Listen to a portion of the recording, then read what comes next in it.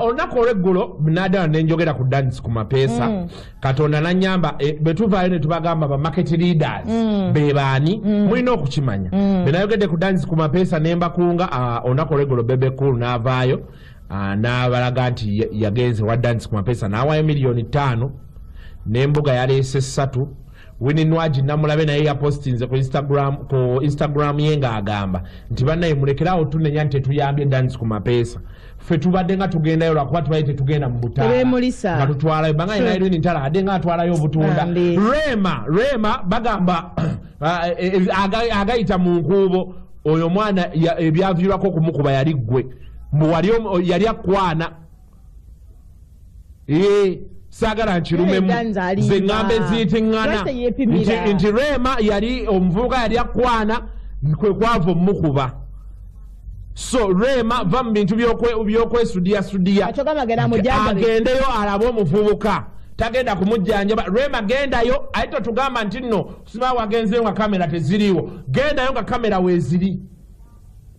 gendayo nga kamera weeziri ate otunule mu kamera ogambe nti bannaye kamera mbategeeza naddala kasuku njagala okugamba nti ebintu bye wayogedde si bituufu sinze naviirwako okuba dance ku mapeesa alabye naawe ate nze nkubule rumere tewagiwulirako genda obuuzebuuza nawulira kifeesi mbaba bakifeesi bebamukuba anti bakifeesi bamukuba mbu yali akwana Rema bakifeesi ne bajja ne bamukuba nga baagala kunyakula Rema So please Rema, you need to go and visit that young. But anyway, but you need to. Yes. The rumor. Tuina wano kweno TV kuliko gondi bajita live wire. Tugenda bagamba bajeba kunonye bakuteke mu kamera ogambe nti kasuku nkutegeeza nti sachi muno musaku pistol bwotyo aveya akiriyalinga waruka venance omwana manja kupisa kwalukaga nekuno mutandise ya laptop yali mtufu ebya warukagera yagitwala ne we want you to clear the air Rema ebigambo ebigenda byogerwa embugo avaako dance ku mapeesa okubwa si bituufu clear the air katongolani amukuba siba kifeesi waliwo omulala yakuba olwalema Kenzo yasindika abamukuba eyo nayo luma nawe Kenzo vaayo kiliyalinge lamuze emotoka empya lakati njete ninajje natumize ebulako musolo ndoza nagufuna kono Kenzo nawe vaayo kiliyalinge the air ogambe nti sigo wasindika abakuba dance ku mapeesa bigambo by'abantu because Ruma ebintu bya Jeff Chiyo byatandika mpola Roma yatambulira ne mwana gwe ogenda okugirabo oti nga abantu batandika okwewala naye kati so you need to come out and waliwo kyekiyagala okumanya yesivudeko babega batugamba Rema bamusulawo mu nnyumba kati ate lwaki ono abaakuba omuntu gw'atayagala anti kati interest z'abantu zivaalinga Ruth bwanika ayinza okuba takyakwagala naye nga ayagala akulabirawo has a name to protect ate nga tajja kukkiriza musajja mulala kufuna if I can't have you no one else will have kifiiriza nokitegedde kyengamba naga kati kantekewo embeere nebeere learning lesson ekyo nakyo weekiri but I'm not saying Rema yavaako kumukubya and I'm not saying Kenzo yasindika abamukuba I am insisting on a rumor that is moving and I am asking both of them baveeyo bakiryalinge the air soka okuyozayoza omukyala Shira Gashumba Shira Gashumba nkubuuzizaako nnyo mukyala awala babeera nkanga babeera bakulu akana kakuze nkalaba. Okay, the beautiful Sheila Gashumba, how are you doing this morning? Eglobam unveiling zenga ambassador wa AfriCell. It's very nice. By the AfriCell, by name to ebirungi byebakola. Wakati Shiro yengeri jali nti alinyo masape adategera abana abagala MV. Snapchat bichabeerako. Atenga because they made the right choice. Agenda ku influencing abantu. Nze naba abawala bemanyi bali myaka 26. Naye batunulira Sheila Gashumba. Kayamba dakatete yakalungi. Yanga alinga bomu naye yegomba akateteeka omwana akawatobeka waliwo akateteeka yayambala Shira nga kalina obudindadinda nawe buti nembuza omwana yayambadde empale nga waliwo kayero konna munda naye ennaku zino abantu tebakyayambala mpale nabambala lwakuba bambala busomi nze nina omwana gwe naliko naye mu gavana tuzina ntaapinga nanga nkasiku siri mu mpale oyaba tayagadde bwana naka walozenza obukopo jealousy yaleta Jennifer Lopez kale ngaka kopo kabanga akabatu aha kakuba kawo basibwe kati kanyonyogera kabera kanyonyogera odabluse kaka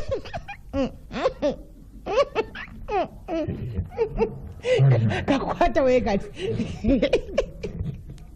So, Sheila Gashumba, congratulations. I'm happy for you. By the way, Sheila Gashumba, twalinga tumanyo genda ko wano kuserena wali. Nemukola wo. So, ate ku biru ya Sheila bana inze katonda yampa abantu bampa. So, Sheila Gashumba, you should do the same. One of these days, I think preferably tomorrow, we should go and celebrate that Afro-Cell thing. Wano baina bu sizzling chicken. Babuleta nga bukola na buvaamu obuntu singa sizzling pork natulako nakolo munenga mubande ebete kamuleke sijala ebete olebeta ki shira olebeta ki katuddawo kwogera kali kasuku yino waduleka nkwatisha olenga gasangu tulanda leo wawulira ku nsonyi kasuku nga tolina nsonyi nange kati Gashumba yalibadde sezaalawo nina muntu wokigwe nalebeeta zatalina nsonyi ono omwana ono wani ono Fiona tikira muli naawe olunaku olweggulo naddala nenjogera ku dance ku mapeesa katonda nanyamba bwetuvaayo ne tubagamba ba market leaders be baani mulina okukimanya benayogedde ku dance ku mapeesa nembakunga olunaku olweggulo Bebe Cool n'avaayo n'abalaga nti yagenze wa dance ku mapeesa n'awaayo $5,000,000 n'embuga yaleese 3 Winnie Nwaji namulabe naye yapostinze ku Instagram ye ng'agamba nti bannaye mulekerawo tunenya nti tetuyambye dance ku mapeesa ffe tubadde nga tugendayo lwakuba tubaye tetugenda mu butaala nga tutwalayo banga Irene Ntala adde nga atwalayo obutunda Rema bagamba agayita mu nkuubo oyo mwana ebyaviirwako okumukuba yali ggwe yali akwana sagala nkirumemu ze ngambe ziyitiŋŋana nti Rema yali omuvubuka yali akwana kwe kwava omukuba so Rema va mu bintu by'okwesudiyasudiya agendeyo alabe omuvubuka tagenda kumujjanjaba Rema gendayo aye totugamba nti nno siba wagenzeyo nga kamera teziriiwo gendayo nga kamera weeziri gendayo nga kamera weeziri ate otunule mu kamera ogambe nti bannaye kamera mbategeeza naddala kasuku njagala okugamba nti ebintu bye wayogedde si bituufu sinze naviirwako okuba dance ku mapeesa malabye naawe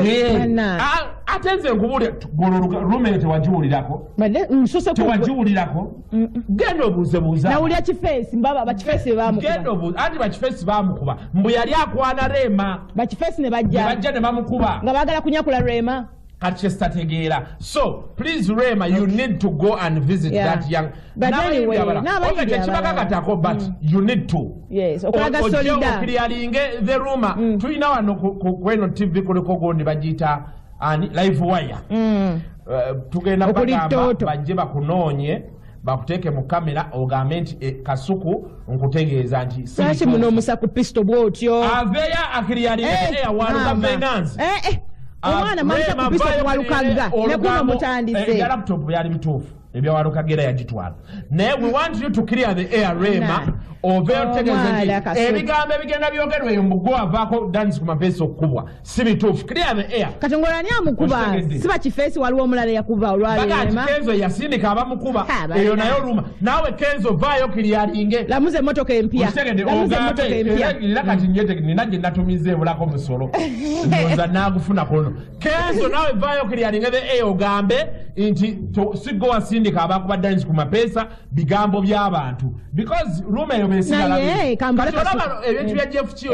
byatandika mpola rume yatambulira ne mwana gwe ogenda okugiraba oti ng'abantu batandika okwewala naye kati so you need to come out and waliwo kyekyagala okumanya yesuvuddeko babe batugamba Rema bamusulawo mu nnyumba kati ate lwaki ono abaakuba omuntu gw'atayagala anti kati interest z'abantu zivaalinga Ruth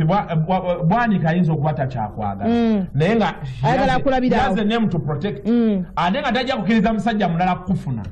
if I can't have you no one else will have kifiiriza nokitegedde kyeŋŋamba naga kati kantekewo embeera nebeere learning lesson ekyo nakyo weekiri but I'm not saying Rema yavaako kumukubya and I'm not saying Kenzo yasindika abamukuba I am insisting on a rumor that is moving and I am asking both of them baveeyo bakiliaringe the air njagala okusooka ogamba nti mbuuzaako omukyala omuyita Nakibuuka Fiona ali Dar es Salaam atulaba ku Azam Spark TV atulaba ali Arusha ali Arusha okubuuzaako nnyo agambye nti Kayima aliwa oba Kasuku wamugobesezza Kayima yanyimiriramu nayagala okunkubira wano era muyinza obutaddamu mulaba Waliri wama abalimba kati awo abamawulire bayinza okudduka waliwo nakola kagundi ka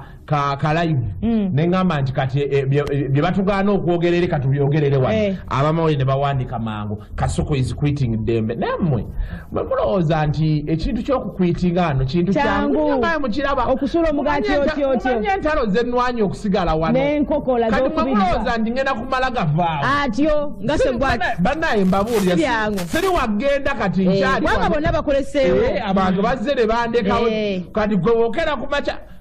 owamawulire bw'oba owandika mu birooto byo towandika nti Kasuku yakwitinze oba bamugobye bw'oliwulira nti ŋŋenze jijja kuba eŋŋumi nga zaavuze nnyo nga bw'ontunulako nnina enkwanaye ng'omuntu gwendeseewo antutte naye mulese ali mulago wano siri wavaawo kati bannaye tugenda fenna suba mukitiibwa tudda mukitiibwa bannaye siri wavaawo temutawaana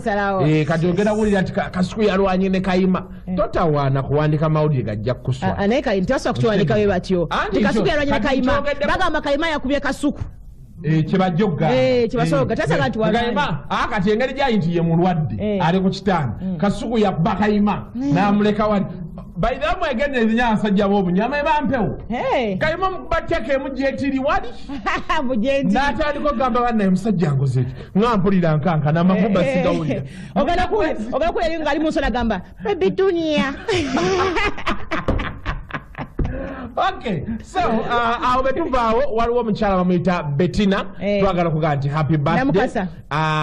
erinnya lyokubiri tebalimpadde yabawaako mbuli ya Bettina Bettina happy birthday okuva ewa mukulu Aizo wano mu production wano ku NTV agamba nti akufiirako talabanga muntu nga gwe era yesaawa oteekewo embeera ekintu ekyo kive bintu kubake tukuyisisa bintu abawala oluusi ate basiimeko bannaye omuvubuka okuweereza message naga nti nyimbirako girlfriend wange Ruth happy birthday wekube mu mutima ogayana musajja olaba milioni za meka abantu abakuwulidde kati tuli bangu ne munange omukulu yabikolanga bazogamba bala oli ludda wa nti oli mu motoka nti tuninga radio nakuwa radio gyoba tuninga ekyo nga omukyekwana eladde era nga tweyagalaawo kati n'okuzaala tutandisa okuzaala ogenda okuwulira nga bakuweza akayimba wenna agaba African Queen ne president awo nefumayo emirala egi 5 abasajja tebamanyi awo nefumayo emirala emyaka 5 just kumpeza kayimba Elvis ampereza akayimba Elvis ono wa radio one nese embeera olufo lusindoza kati lufo bamwe mwebye bintu bikyabalya mama bindya nnyo baby bibalya ateza kati no sente bichi bindya kati yo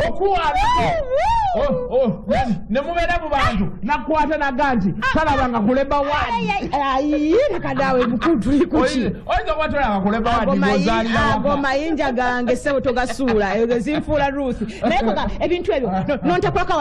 awatansiwa nontakulawo attack ebitunga ebyo binkolera era omusajja anayagala okubba ewaabwandi kagenda bonaabona tasobola tali nayo naye banaye nyinza okuba engumi awo nga nayita box ya Red Bull yankoledde birungi nga tanayita box ya Red Bull ne Walker awo betuvaawo okifunawo nsesa nnyo obadde osesa ngenza owulira waliwo akafuba Nene wakafaragi obera oseka boti akafuba ne kavayo ne kagola omanyi moizo mbona abona nokakola akono kalene naye kasenyiga